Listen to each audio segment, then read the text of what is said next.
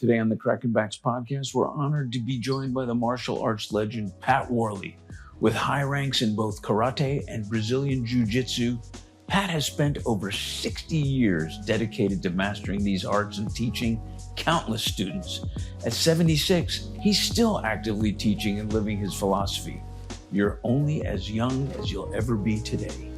We'll explore how the history of martial arts captured his passion, the changes he's seen over the years and the decades, and the lessons he has learned from his high-profile fights, like one against Bill Wallace, Bill Superfoot Wallace. Pat also shares his insights on cultivating mental resilience, aging gracefully, and the powerful impact martial arts can have on building character in a world driven by technology. Tune in for wisdom, stories, and a lifetime of experience. All right. Well, today we have a very special guest. Anybody that's ever followed martial arts should know this man's name, and we're so happy to have you on the show. Most people don't know, and before I tell you who it is, this man is involved with both the karate side as well as the jiu-jitsu side. And most people don't know that jiu-jitsu is a Japanese term, and it means the way of pliability.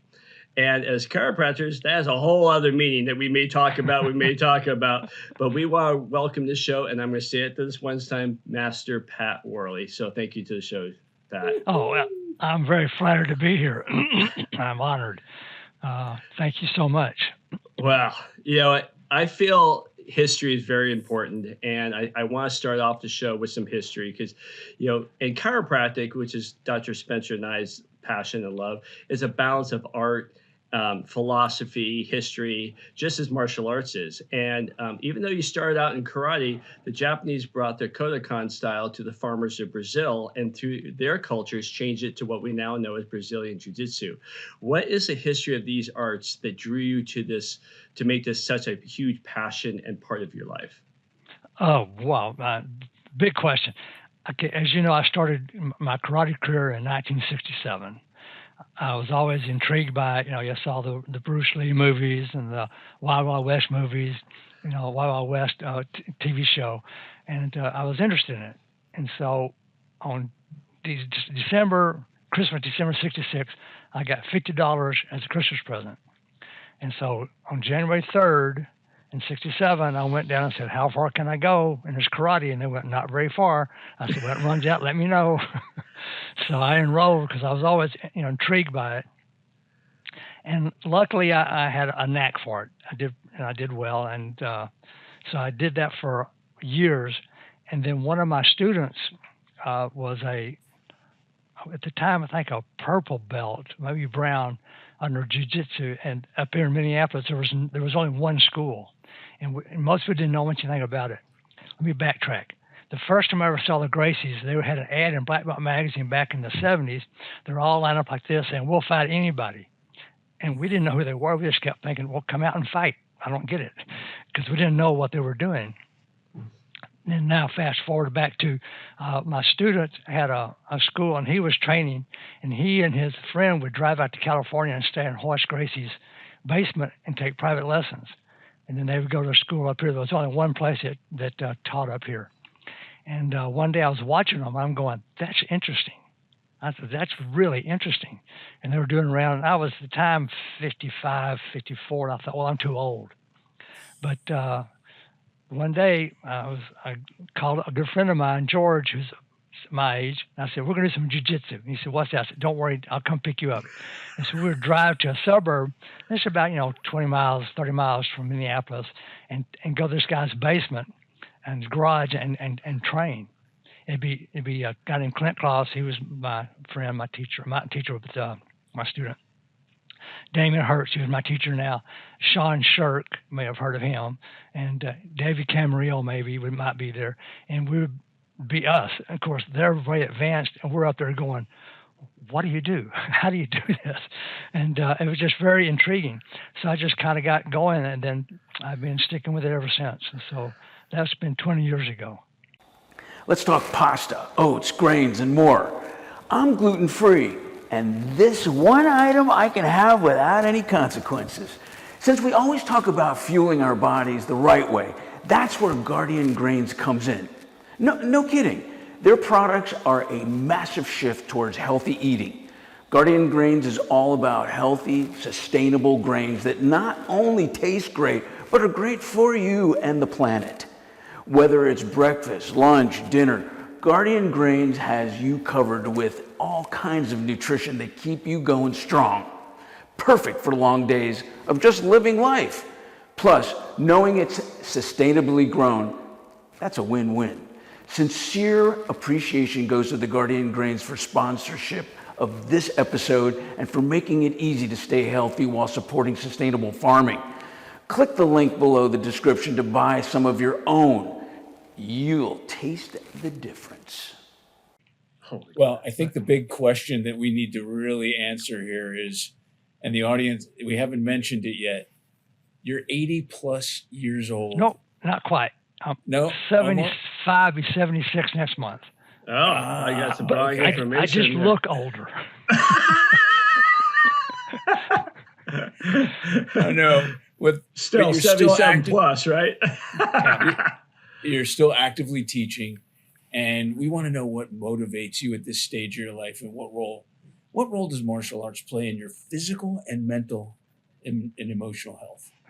Another great question, and I keep telling everybody, keep training, no excuses, because I'm a big believer, if you stop, you die, and you've got to be active.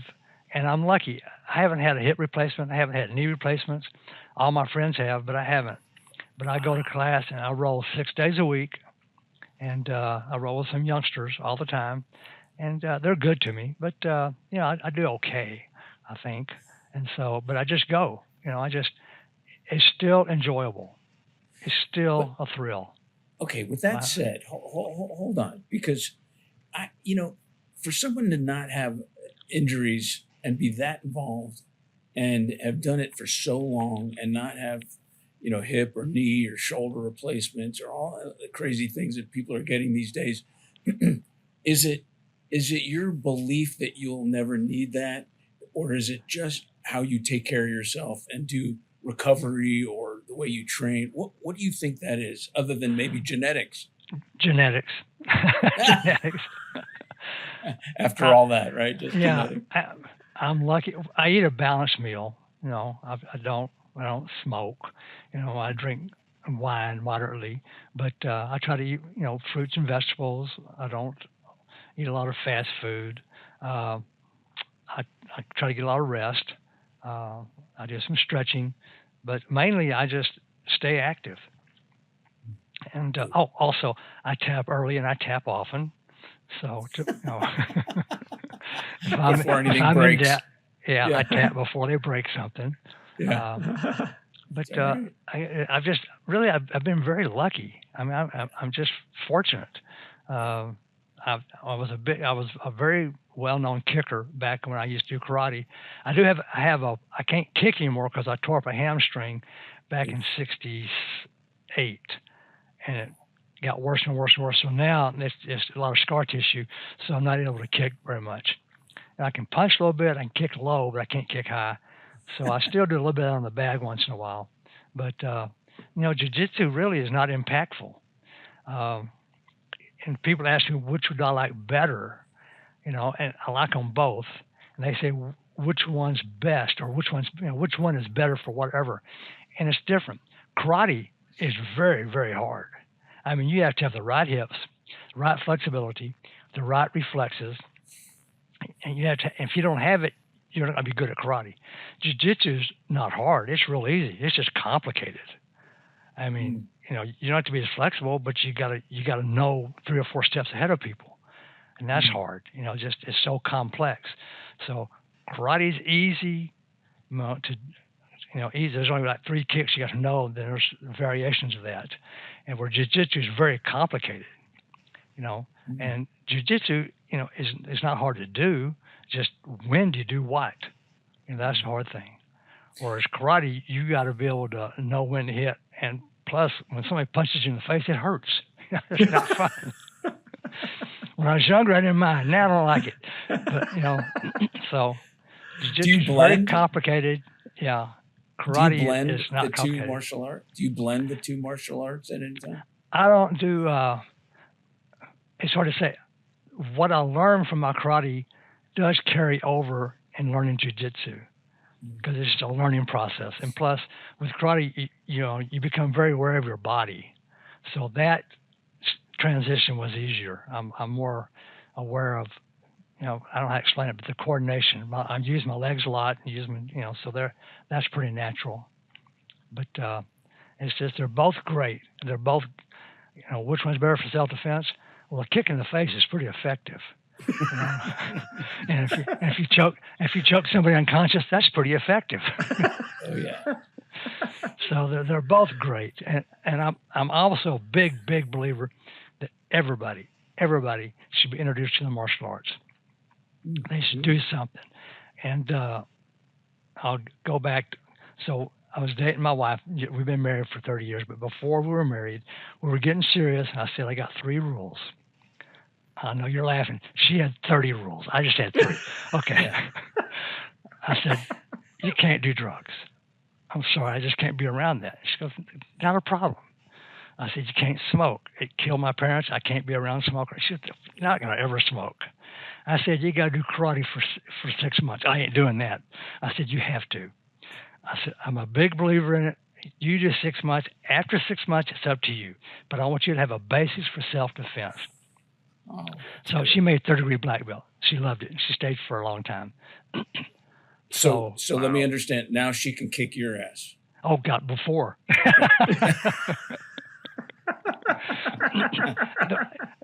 Again, another thing, comparing karate and jiu-jitsu.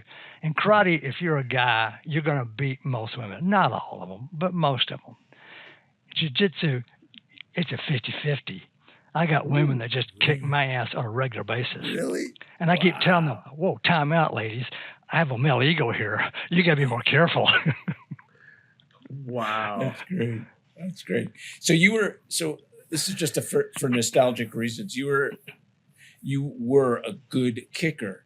And yes. When you say that, I remember that Bill Wallace was considered Superfoot, right? Yep. Did you ever meet the guy?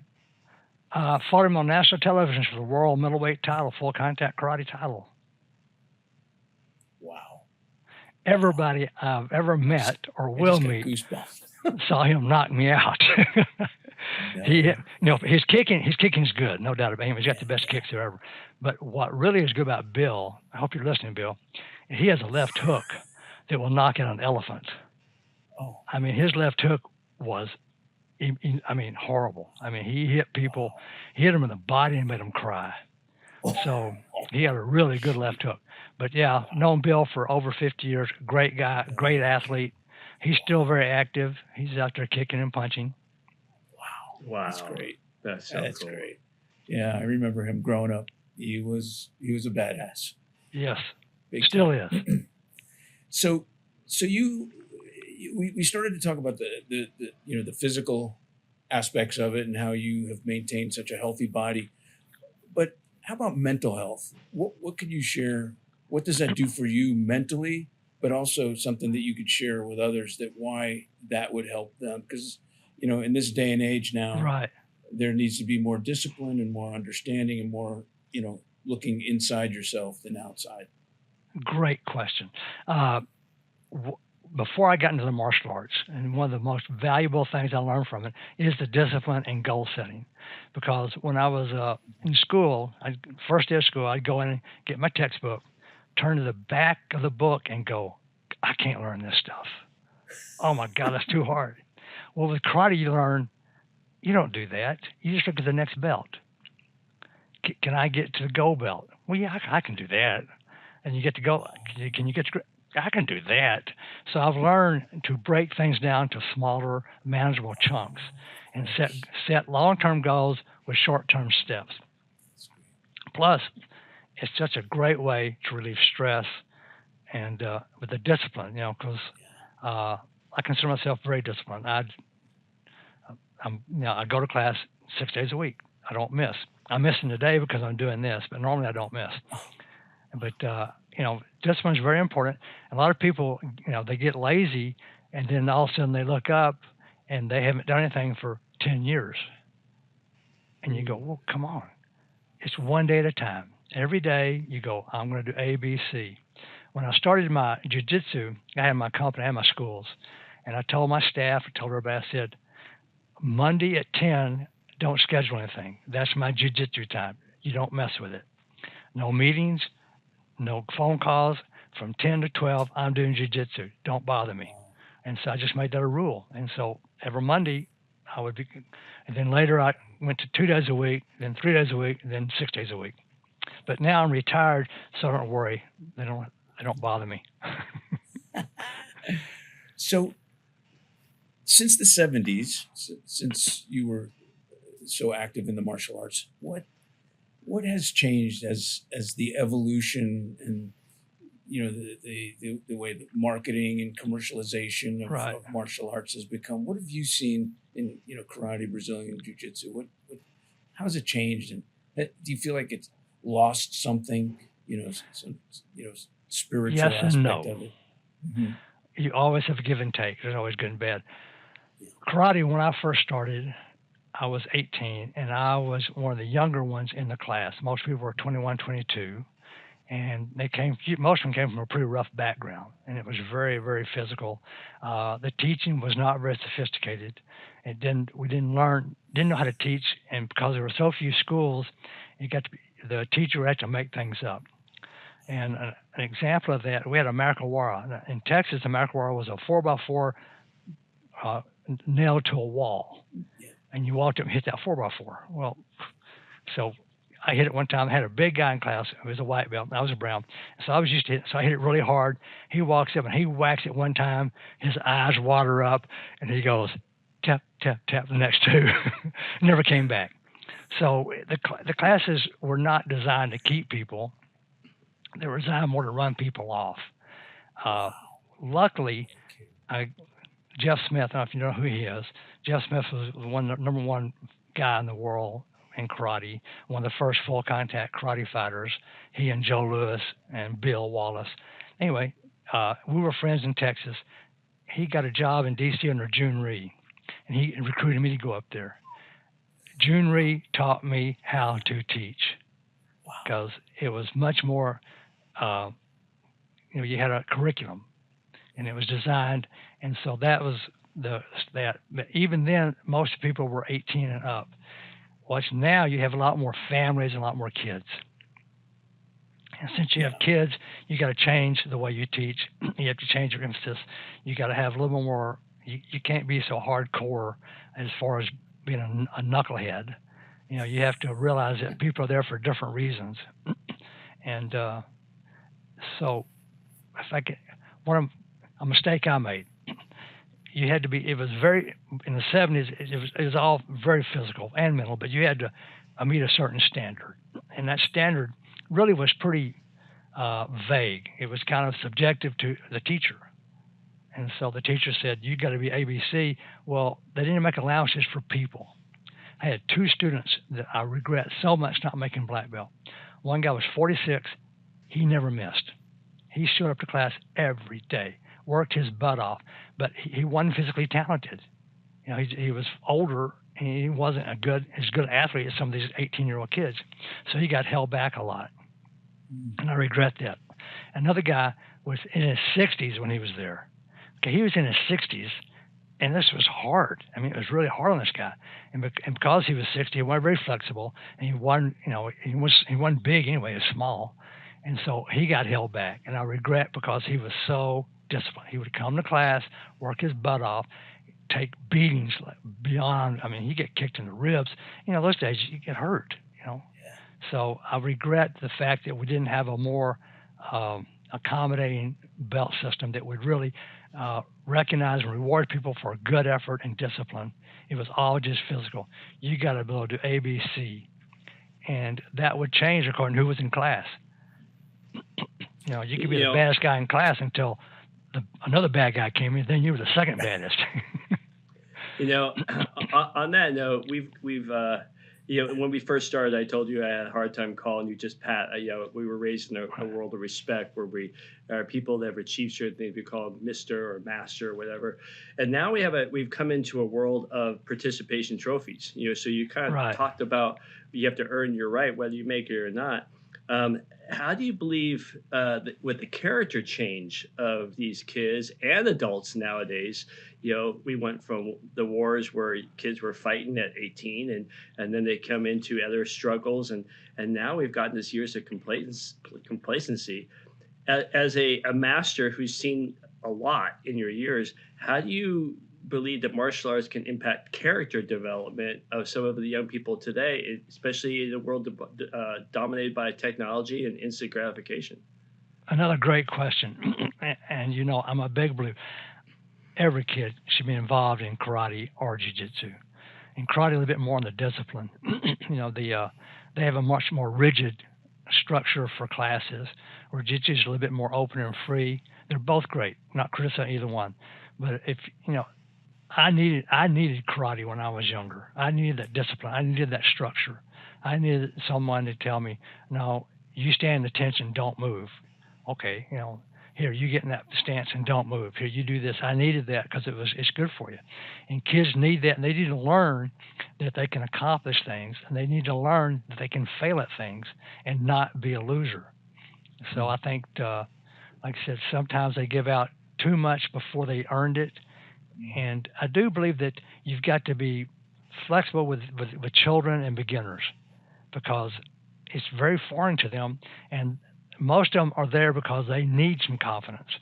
And if you look too hard at first, they follow the wayside, and you never help them. So you kind of need to bring them along slowly and help them develop. And as they develop, then piecemeal it to them. So for us techniques and stuff, I tell my teachers, okay, if I gave you 5 balls to juggle, you couldn't do it. If I gave you 1 ball, say, throw that up and down. When you got good at that, I gave you 2, and you could do 2, good. Once you got that, I gave you 3. Once you can do 3, so that's the way it should be teaching. You don't just tell everybody, do all this. You give them stuff, and you give them a little bit to work on, and you look for things they're doing well, then you slowly increase the difficulty and the responsibility. And if you bring them along that way, they develop much better, and they feel more confident. Does that kind of answer the question? Oh, it does. It does. And it brings me to another thought process that a lot of people don't understand. If you've ever heard the term USA Karate, that's pretty much you. And you started and you developed karate to a very high level, where most martial arts studios in the world of karate owe a lot to you for developing the business side. And then you've also taken the jiu-jitsu side up, and you've learned so much as a businessman in your life and growing up. But you also took, you just said, from Bill Wallace, a left hook to the face that hurt. So in life, we learn from our tragedies or our left hooks, as well as shaping our life in business. What lessons have taught you that you can look back on your time in business as a martial arts that you've taken on to beyond the mat? Well, again, Bill's hook taught me, 1, you're not as good as you think you are. 2, go back to the basics and work on basics. But that was so again, in my history, I was in D.C. until from 70 to 74. I was in Washington working for June Ree. My brother came to Minneapolis, and I came up shortly after. So we had there was Gordon Franks, who was a super light world champion, was my student. He came up. Larry Carnahan, who runs the NASCA tournament circuit. My brother and me, we were 4 of us, and we had, at the time, it was called June Institute. Then we changed it and called it to Mid-America. Then my brother and I split up. We couldn't get along, so we split. He did national karate, I did USA karate. And what I learned from there is to go back to basics. If you're not sure, go back to the beginning and start over and make sure you're disciplined and do A, B, C. And one thing is, you don't want to overspend, or don't develop such a humongous overhead that you fall behind. Don't set your overhead at your peak performance. So if you're doing $100,000 a month, $100,000 a month, don't make that your overhead. Look at your lower area and make that your overhead, so you have a profit. And 2 is be disciplined. Do good business. Something I figured out a long time ago is we're in the service business. You have to make people happy. You have to give them service. You got to meet their needs. They're not there for what you want. They're there for what they want.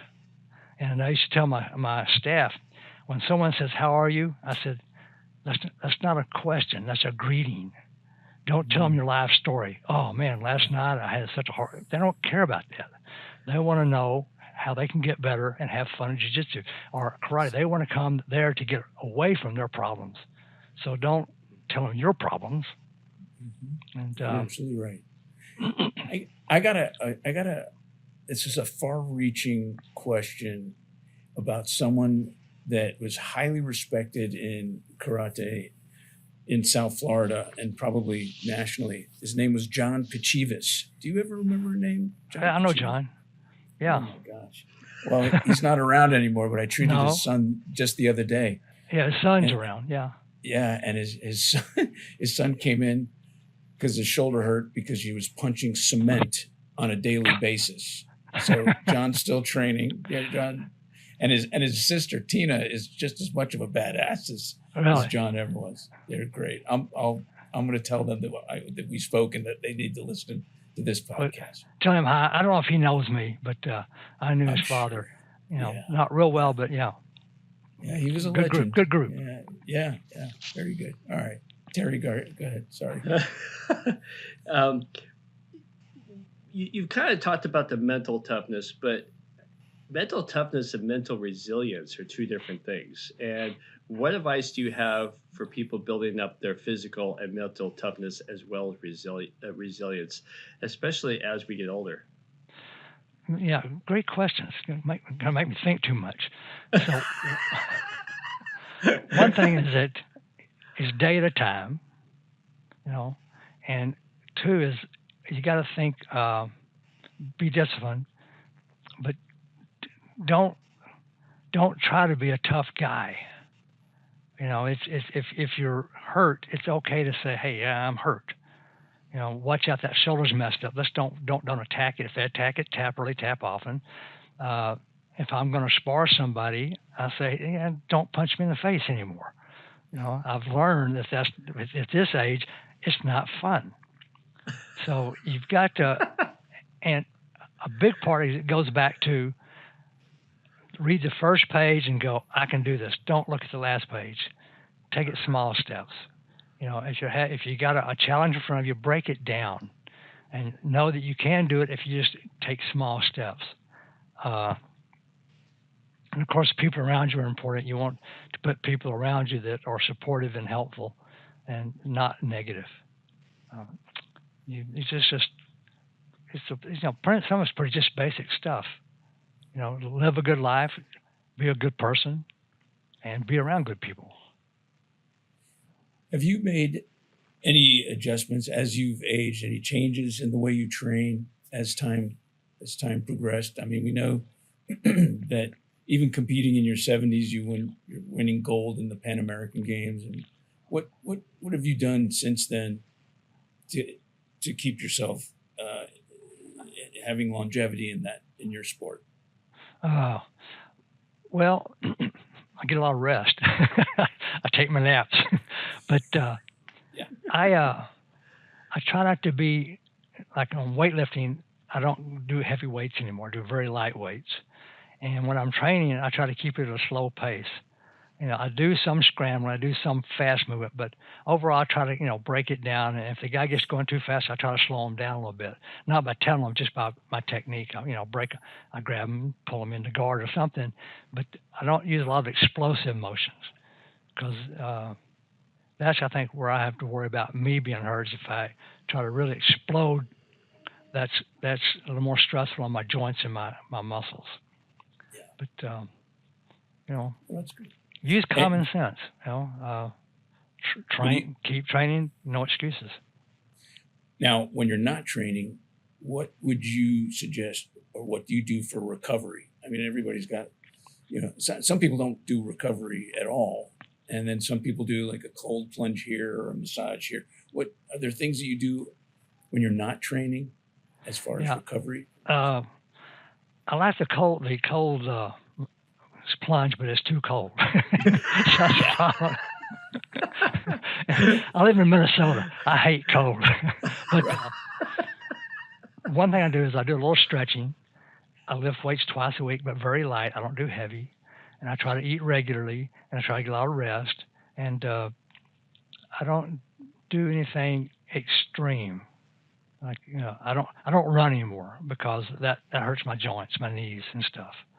So the running I quit, but I still do cardiovascular by doing the jiu-jitsu. But everything's in moderation. In moderation.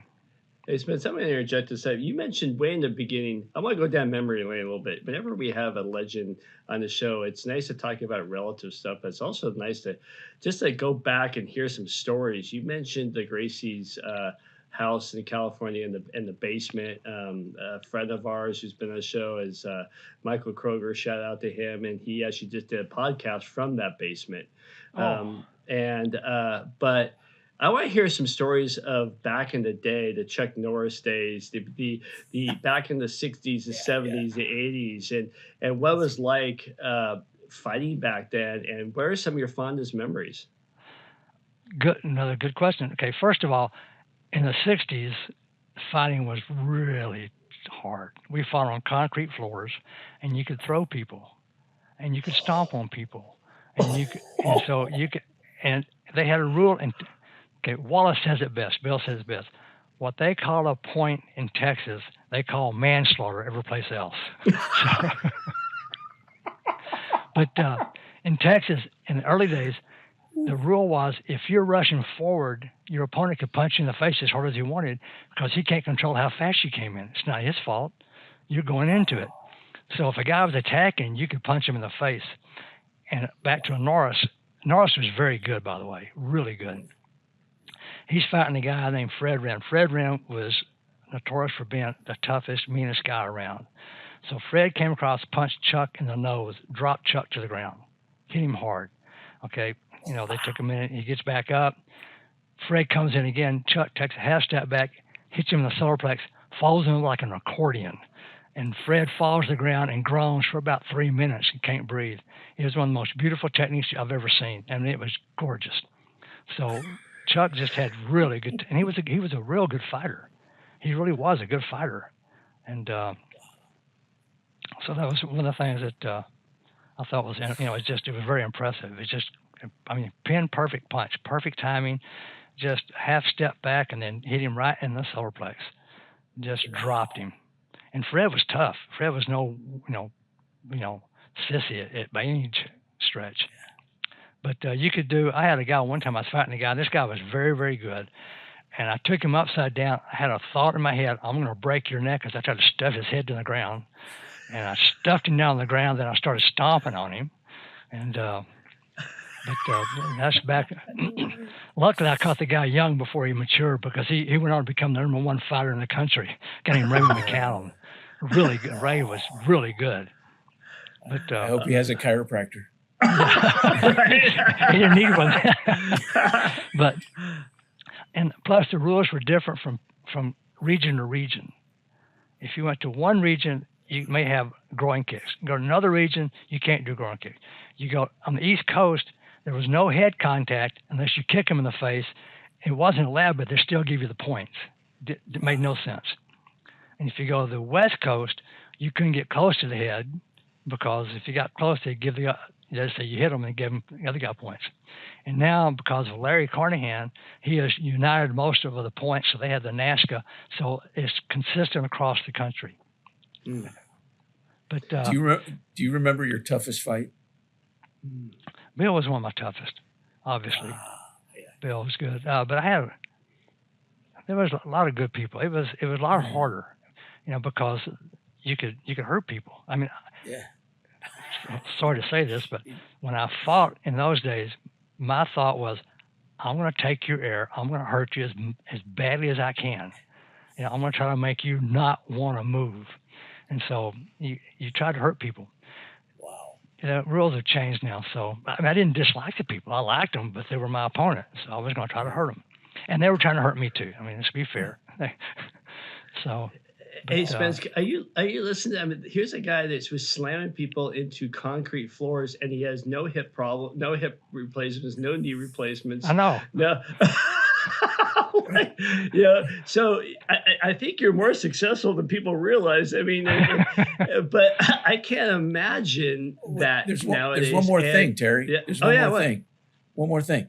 How many times he's gotten hit in the head and has a memory sharp as a tack? No concussions. Well, right. We don't. Right. Oh yeah. No, one of the best fighters of all time, a guy named Mike Warren, was one of the best. He kicked me in the face and crushed in my cheekbone. And crushed it in. Yeah. And but it didn't knock me out. He knocked me down. I got up, and they said that gave him he won. So I'm walking off the stage, and a friend of mine said, "Pat, you got to go to the hospital. Your cheek's crushed in." And I went, "Oh yeah, there's a hole here." So my God. Then all of a sudden blood just comes flowing out of my mouth, and my nose. It was a pretty bad. It was a bad injury. I'm starting to think even my generation, but all these TikTok and all these YouTubers and all that, we have kind of a wussy generation now. I mean, can you imagine the kids nowadays and going, all right, you have to fight. Where's the pads? Pads? There ain't no stinking pads. I was the first person to ever wear the pads in competition. And I helped design them. Me and Larry Carnahan, Gordon Franks, and John Worley, we were working with June Rhee, who invented the pads. And so we helped design them and test them out. And then I wore them in a tournament in Baltimore, and they were yellow at the time, and people called me duck feet. So I'm fighting a guy, and I kick a guy in the face really hard and knock him down, knock him out.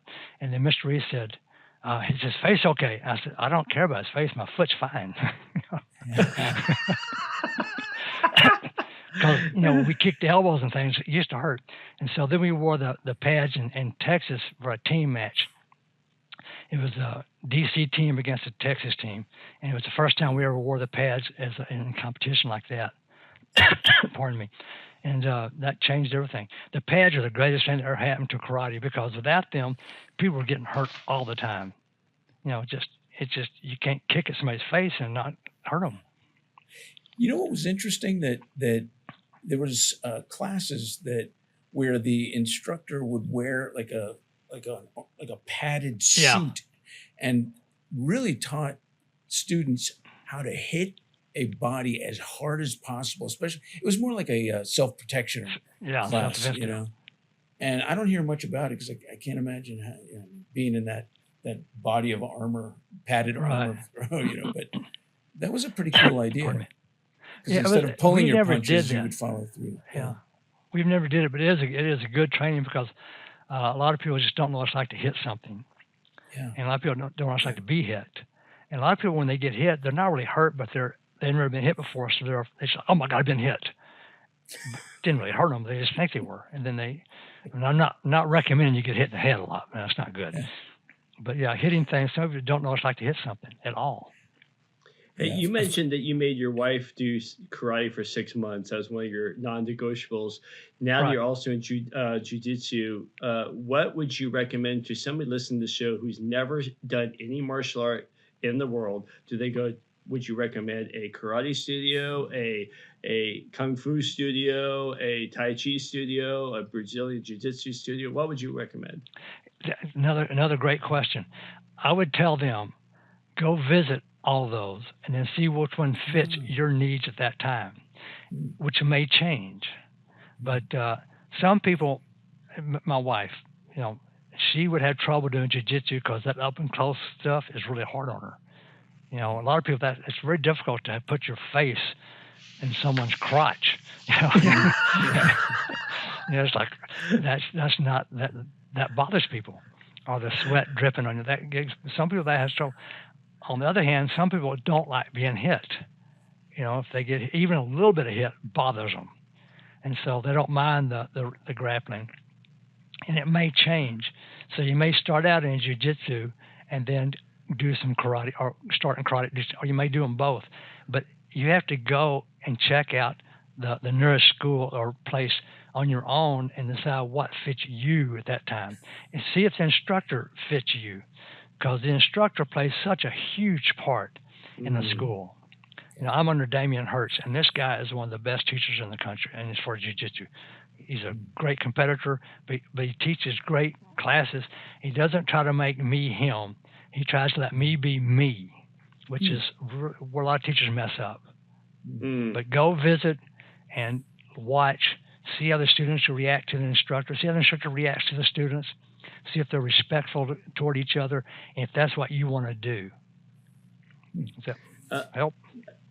I got another one for you, and this is more of a personal one. I was in Indonesia at one time, and I was training with a guy, and he, for the first half hour, we were burning incense. He was praying. He was doing a lot of stuff on the beach before we would even start, because it was more of a religion and an art first, physical second.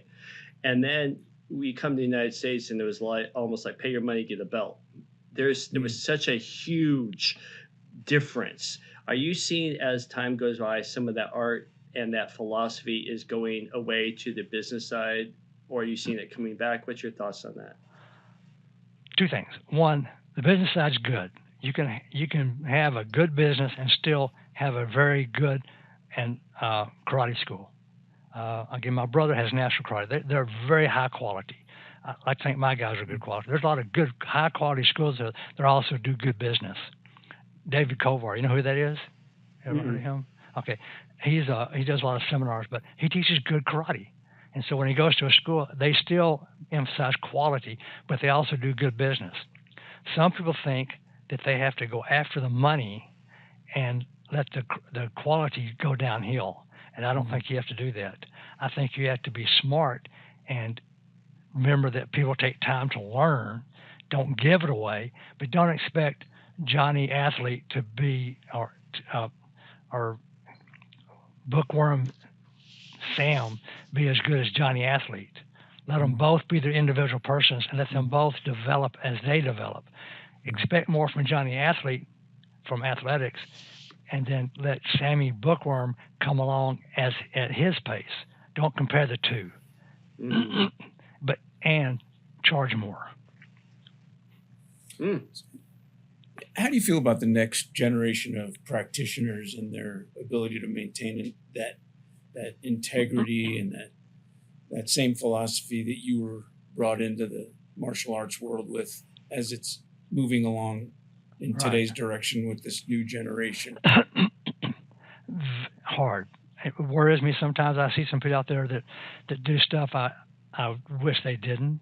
You know, they Mr. Ree, this guy I work for, he said, don't chase the money, Pat. Chase the passion. The money will follow. And that's a good thing. If you stay true, and when I say that, I don't mean you have to be hardcore and back to, Sammy, expect him to be Johnny Athlete. But if you stay true to good quality martial arts and give good service and teach classes that are inspirational, then you can be successful financially. You don't have to live in a basement and charge $20 a month. No, that's not it. It's what you do. Is how well you teach, how well you relate to your students, what you're giving them, how you help them develop what they need. That's what counts. And there are some places that just don't get it. They think just go after the money, and I think that's a mistake. So I think that this is probably a good time to ask you, since we're comparing generations and things. Your buddy Tim Stark, who once saw you doing burpees in the corner after a 10-round open mat, and he said the mat was riddled with 20 to 30-year-olds that were exhausted, laying in pools of their own sweat. He wants to know, what was your secret to driving you to continue like that? I was about to go compete in the World Championships.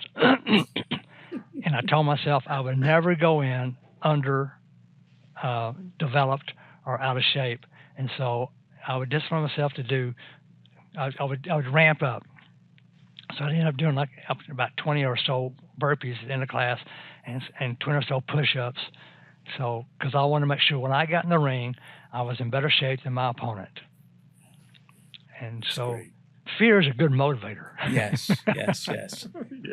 And the element of competition, that Yes. always is a good driver. But I have a feeling that you're always inspired and motivated, regardless. So far, I'm lucky. I'm lucky. The martial arts fit me very well, and I'm very lucky I got into it. Extremely lucky. My future would not have been good without martial arts. Hey Pat, how old were you when you went to this world championship that you're doing burpees after 10 rounds on the open mat? I think I was probably 70, 69, 70. I don't like doing burpees now. Me either, 69, 70. Shit. There's the worst. Oh. These are the worst. Yeah. Well, but they're good for you. I don't do so many anymore because I don't have a tournament coming up. So you mentioned genetics, it's what keeps you going. But now I got some that what was home life like that drove you to, you be the way you are? Have you ever looked back at what shaped you during your childhood years? Okay. Genetics. I have a twin brother. Right. Twin. Oh. We're not identical, but we're twins. Sorry, Mike. He weighs maybe 250. He's out of shape. And so it is genetics, but it's also choices. And I'm not sure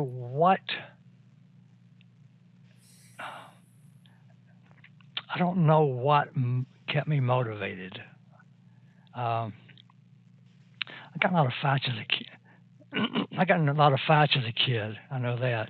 So karate was kind of cool. So back to my karate, first of all. This sounds horrible. Sorry, kids.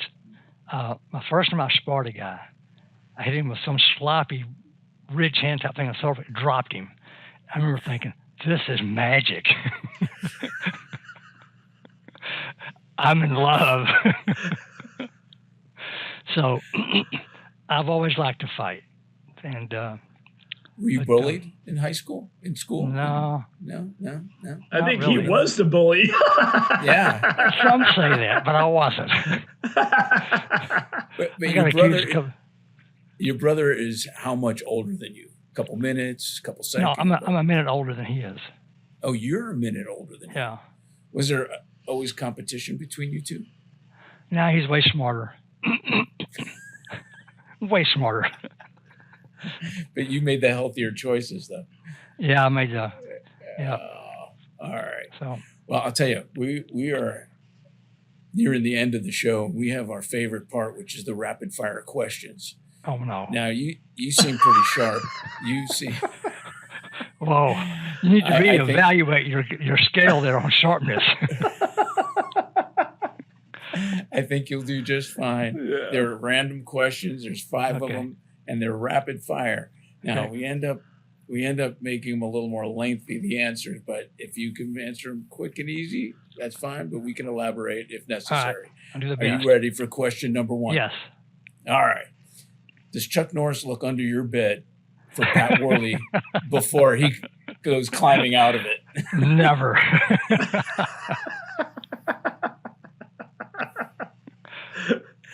Oh, that's great. Question number 2. On a serious note, many people feel that they are too old to start martial arts after 50 due to fear of injury. What words of encouragement would you give them to help make that leap? You'll not be younger tomorrow. Oh, right on. Better In start 6 now. months, you won't be younger. That's right. There you go. Question number 3. Have you ever been choked out, and how did it feel? Been choked out several times, and doesn't hurt. You just wake up very confused. All right, very good. Question number 4. What suggestion or any analogies that you can see between martial arts and life? Examples like how to pick your opponent, when to tap out, and leaving your ego at the door. Ego at the door, good. But the big thing is that it teaches you that there are failures in life. Nothing's forever. And you can be successful if you keep plugging forward. You never become a failure until you quit trying. It's the whole thing. It's not over until you quit or you win. And so just always be disciplined. Do things that you know are good for you, and do it day by day. Don't think the old thing, look long term, work short term. Every day. That's great. Actually, I do have a question to ask you out of curiosity. I always talk to my kids about ego and how, we walk through the streets sometimes and we watch, kids coming at us and they pump up their chest. I always say to my boys, I go, it's the guy that is very unsuspecting that you would need to worry about. It's the black belt that you would be more concerned with, because he's more humble and doesn't have to pump up his chest like a white belt would want to go and try his new thing and kick someone's ass, just right there and be the troublemaker. I mean, do you find that, and do you teach that in your world? Absolutely. Yeah. If you got to say who you are, you ain't. I like that. That's good. Yeah, it's all about personal power. What do you feel on the inside versus what you have to look like on the inside? That's great. And it's about, that's them, not you. Don't try to be them. Be you. And their issues are their issues, not your issues. That's great. All right. The final question. Okay. Were you born with this sense of humility, or did you get taught this by your parents, or did you learn it on the mat? Bill Wallace taught me that. He taught you a lot, didn't he? Taught me a lot. No kidding. How was that? Like, what was your impression, and how did you finally realize that sense of humility? You always know there's always somebody better, and you're just not that good.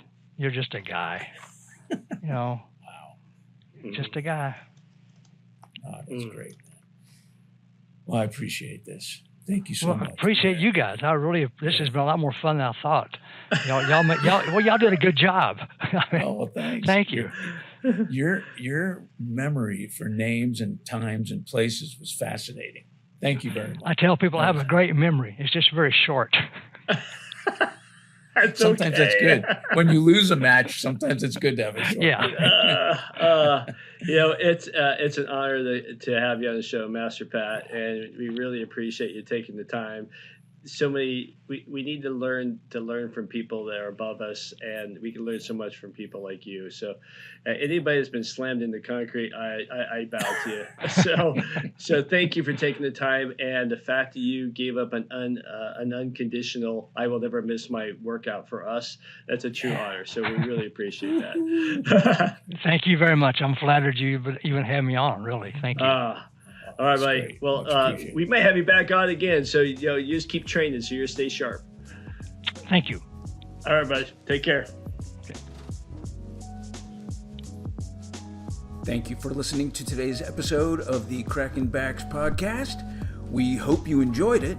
Make sure you follow us on Instagram at Crackin Backs Podcast. Catch new episodes every Monday. See you next time.